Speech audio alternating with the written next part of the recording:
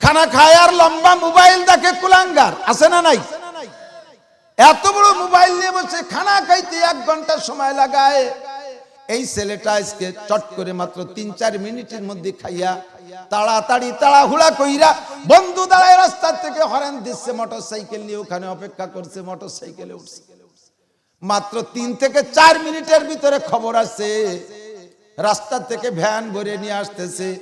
রাস্তায় যার সঙ্গে সঙ্গে ট্রাকের সাথে অ্যাক্সিডেন্ট। মা বলতেছে, বাবা তুই অন্য দিনে 1 ঘন্টা সময় নিয়ে খাস, আজকে কেন তুই এত তাড়াতাড়ি খাইলি?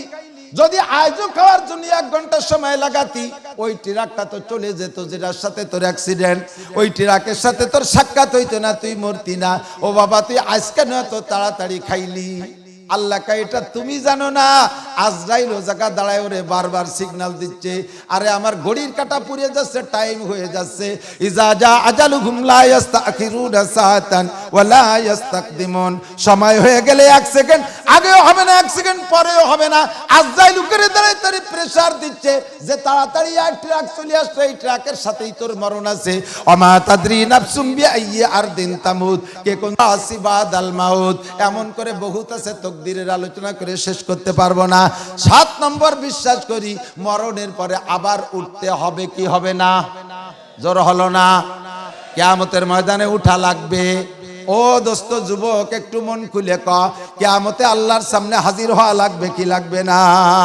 প্রত্যেক দিন একবার আমি মরি, কমপক্ষে একবার প্রত্যেকটা মানুষ মারা যায় প্রত্যেক দিন। কথা বলেন, কখন মারা যান? আপনি ঘুম যান মানে মারা যান। ঘুম হলো মরণের সাদৃশ্য। আপনি ঘুমের সময় দোয়া পড়েন, কিন্তু মরণের দোয়া বোঝে নাই কথা। ঘুমের দোয়া কি? আল্লাহুম্মা ইন্নী আউযু বিকা মিনাল খুবুসি ওয়াল খাবায়েস। এটা কোন জায়গার দোয়া?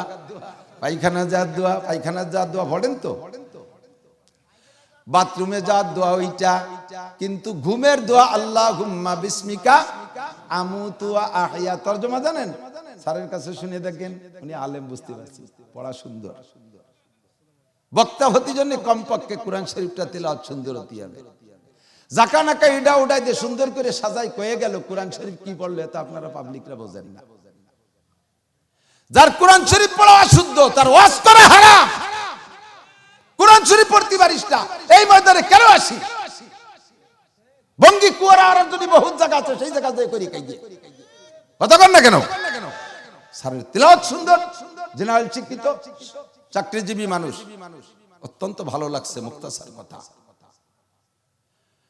আল্লাহু আকবার। আল্লাহুম্মা বিসমিকা আমুতু বলবেন না? আরে এখন তো বসে রয়েছেন, ঘুমোচ্ছেন না, তাই বলে কি দোয়াও পড়া যাবে না?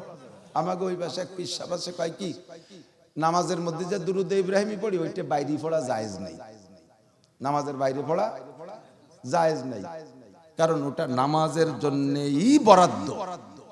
এখন ওনারে জিজ্ঞেস করলাম, তার নামাজের মধ্যে যদি যে দুরুদ পড়তে, ওইটা যদি বাইরে পড়া জায়েজ না হয়, তাহলে শেখফে কবে, কোন জায়গাতে? কারণ নামাজের মধ্যে তো সবাই আস্তে আস্তে পড়ে, একজন ওটা তার একজন শোনা যায় না, তাহলে শেখবে কোন জায়গাতে? সে জায়গা পড়া তো বাইরে পড়া। কত বড় বুদ্ধিজীবী! তার মানে বুদ্ধি মাথাতে জিভে চলে আইছে, এই জন্য তার নাম বুদ্ধিজীবী। আছে না বুদ্ধিজীবী দেশে? উল্টো পাল্টা কথা কয়, ঠিক না? কারণ বুদ্ধি থাই হলো মাথায়, তার বুদ্ধি জিভে চলে আইছে, এই জন্য আইলিও জেলিও কয়, তার নাম বুদ্ধিজীবী, পণ্ডিত। ঘুমের দোয়া ঘুমের সময় পড়বো, তবে আমার শিখতে জন্য যে কোনো জায়গায় পড়তে হবে। কথা কন, আল্লাহুম্মা বিসমিকা আমুতু বলেন, ওয়া আহইয়া, আল্লাহ তোমার নামে মরিতেছি, তোমার নামে জীবিত হব। ঘুমের সময় দোয়া পড়ছেন, মরণের দোয়া, আল্লাহুম্মা বিসমিকা আমুতু, আল্লাহ তোমারই নামে মরিতেছি, ওয়া আহইয়া, আবার তোমারই নামে জীবিত হব, ঠিক না? এবার ঘুম থেকে উঠছেন, উঠাইছে কে? না মা উঠাইছে, আব্বা উঠাইছে, উস্তাদ উঠাইছে। হ্যাঁ, আইসে গেলি সব কথা কয়ে যাইতে হয়, যেহেতু মাদ্রাসা একটু কয়ে যাই। আবার শিখনি মাদ্রাসা ছাত্র আছে না, সমস্ত শিক্ষকরা খেয়াল রাখবেন, রাতের বেলা বাচ্চাদেরকে শেষ রাত্রি আমরা উঠাই বা ফজরের সময় না উঠাই, উঠানোর জন্য উস্তাদের সামনে একটা ডেস্ক থাকে মাদ্রাসায়, ব্যাট একটা নিয়ে সব বাচ্চা ঘুম রয়েছে, ঠাস ঠাস করে বাড়ি মারে ডেস্কের উপরে। ঘুমের ভিতরে অতর্কিত শব্দটা কানে যায়, মনে হয় যেন ইসরায়েলিতে বোমা মারছে। এইভাবে অতর্কিত ঠাস ঠাস শব্দ শুনে ছেলেটা হতভম্ব উঠে যায়, ও কিন্তু এলোমেলো হয়ে যায়, এরকম এরকম করতে থাকে। এভাবে ঘুম থেকে উঠানো জায়েজ নাই। কারণ মানুষ যখন ঘুমিয়ে যায় রুহুটা ভিতরে থাকে, নফসটা চলে যায়। আর মানুষ জীবিত এবং হুশ এবং জ্ঞানী হওয়ার জন্য দুইটা জিনিস লাগে, একটা লাগে রুহু আর একটা লাগে নফস। রুহু আর নফস অ্যাডজাস্ট থাকলে তাহলে মানুষ হুশ থাকে, জ্ঞানী থাকে, বুদ্ধিমান থাকে, মানুষ কার্যক্ষম থাকে। আর যদি রুহু থাকে নফস থাকে না, জীবিত থাকে তবে হুশ থাকে না। আর নফস রুহু না থাকলে নফস থাকে না। মানুষ যখন ঘুমোয় যায় রুহুটা ভিতরে থাকে, জীবিত থাকে, নফস চলে যায়। নফস খুব দ্রুতগামী, কারেন্টের চাইতে দ্রুতগামী। বিদ্যুৎ চলে সেকেন্ডে 1,86,000 মাইল, আর নফস চলে 1,86,00,000 মাইল, এর চাইতে দ্রুতগামী। 1 সেকেন্ডের মধ্যে ঘুমাবেন, আপনার নফসটাই আমেরিকা চলে যায়। বিমান লাগে না, পাসপোর্ট লাগে না, ভিসা লাগে না। কতক্ষণ যাইয়ে জো বাইডেনের মাইয়ে বিয়ে করে ফেলাইছে। এবার জো বাইডেনের বাড়ি সে জায়গা বাসর ঘর, 3-4টে ছেলে মেয়ে হয়ে গেছে। মাত্র 1 সেকেন্ডের মধ্যে ধম করে জাকিতে সজাগ হয়ে দেখে যে নিজের খাটেতে গোড়ায় পড়ে গেছে। ঠিক না?